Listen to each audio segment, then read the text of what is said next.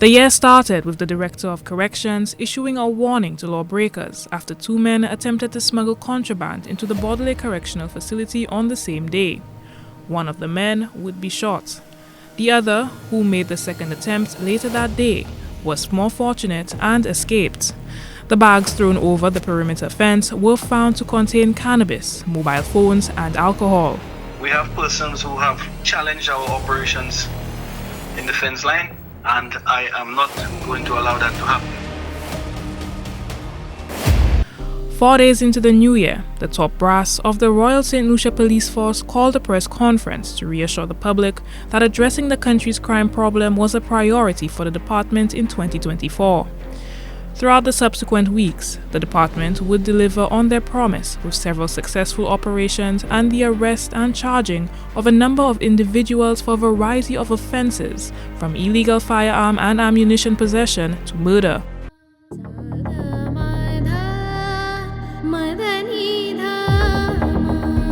For example, the police were able to make a breakthrough in their investigation of the last murder for the previous year.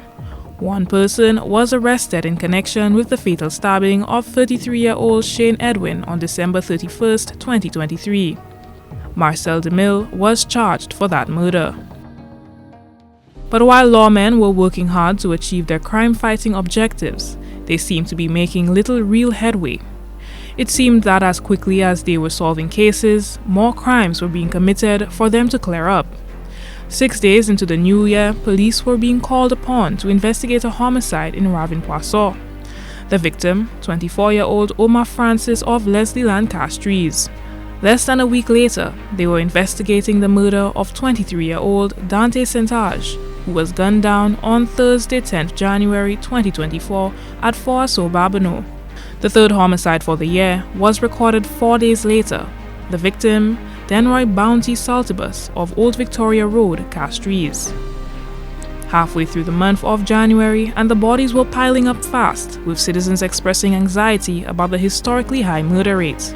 The father of one of the homicide victims, like others before him, was hopeful that his son's violent demise might save someone else from a similar end. Please, I'm begging, if we can have our father who make a preparation for us, please try to stay by him and do good. That life is not reaching anywhere.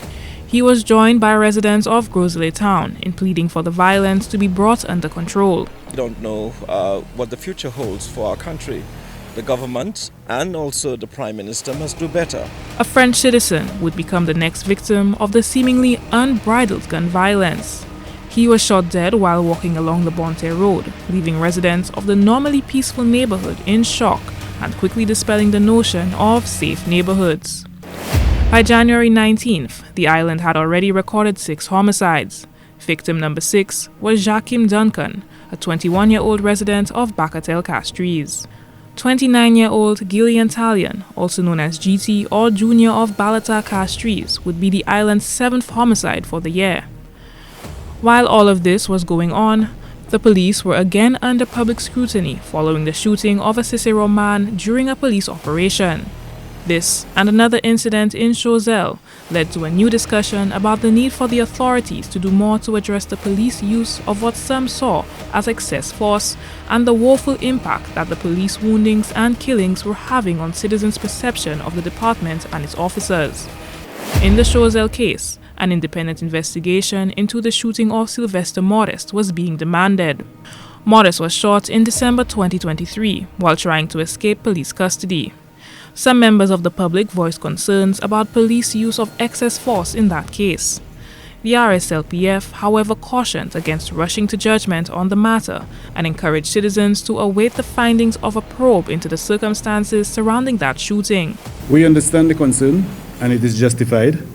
But again, it is a bit premature at this point for any one of us to jump to conclusion and say that force was used or persons are dissatisfied with what the police officers did. Around the same time, the lawmen were being arraigned for the lack of headway on the widely known murder Kimberly DeLeo murder case. 5 years on the case of the slain mother of 2 remained unsolved. Police Commissioner Cressida Descartes-Pellius explained that the hold-up in the case was due to the processing of evidence by external agencies. At this stage, there is a critical part of this investigation that cannot be conducted by the local police. It's being done by external entities. So we are hoping that we can get this the soonest. We are putting some pressure on the Attorney General's office to get this information for us. But as it is now, we are not in control of this part of the investigation. The police chief appealed for the public's cooperation in the crime fight and announced that the police would be increasing their presence and the frequency of their operations, including routine traffic checks. I ask that the public bear in mind that such inconveniences may serve to preserve the life of others and as well as you and your loved ones. At checkpoints, firearms and other deadly weapons are often found by our officers. And sometimes illegal drugs as well. So being involved in these traffic checks also save your lives and that of your families.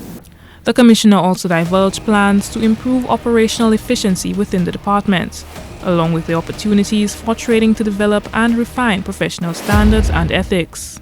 Not only will officers be taught how to de-escalate situations, they'll also be equipped to effectively use force when necessary.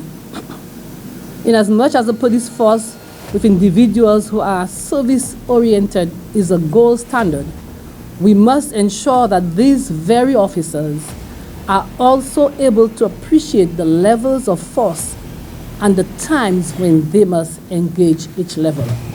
Prime Minister and Minister for National Security, Philip J. Pierre, reported that the groundwork was being laid for the reintroduction of the Police K-9 unit and that efforts were underway to provide police with additional resources while also improving their working conditions. Deputy Prime Minister Dr. Ernest Hilaire joined calls by citizens for an end to gun violence. Hilaire said government was playing its part to address crime by providing equipment and other necessary resources to the police force. However, the citizens had to play a more active role by collaborating with the police. The United Workers' Party raised concern about the homicide toll for the year and the effects that crime could have on the island's economy.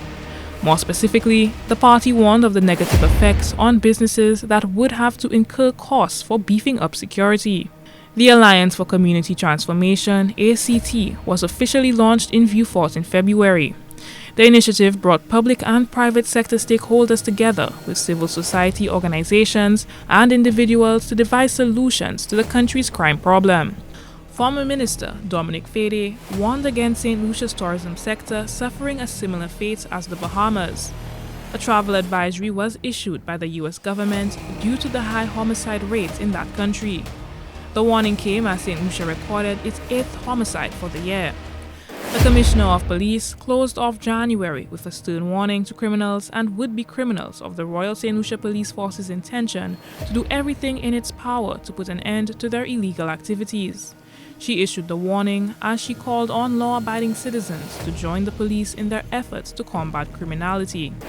The blatant disregard for the law and the clear intention of the few to cause mayhem and instill fear with the commission of these senseless retaliatory fashion murders must be arrested.